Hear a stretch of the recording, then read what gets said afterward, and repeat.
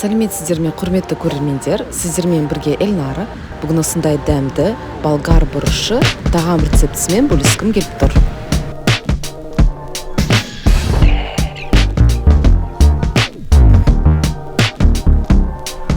Етті біз майдалап тураймыз.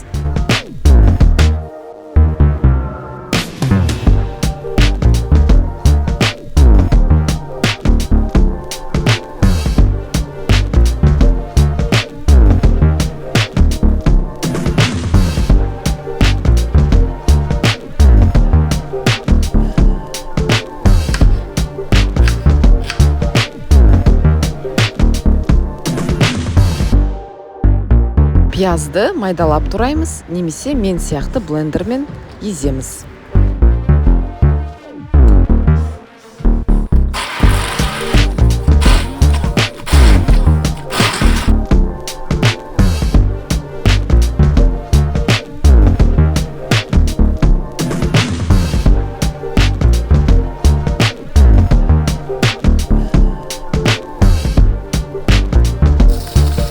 Шамамен бір бардак кесе күріш, соны жуамыз жақсылап, сосын біздің етімізге қосамыз.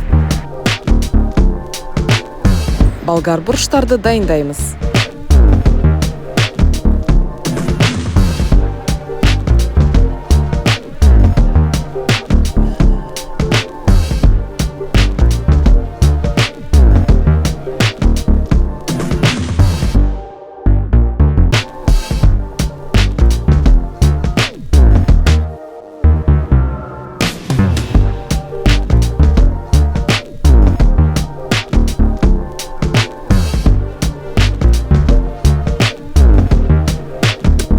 Ендеше подливаны дайындаймыз.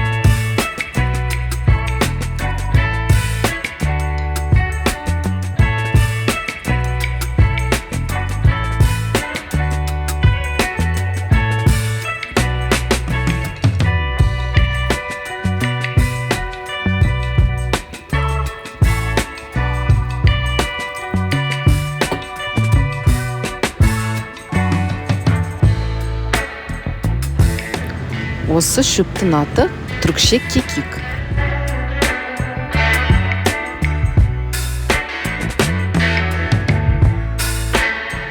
Ірімшікті теркадан өткізіп, үстінен салып қоямын. 4-5 минутқа қоямын.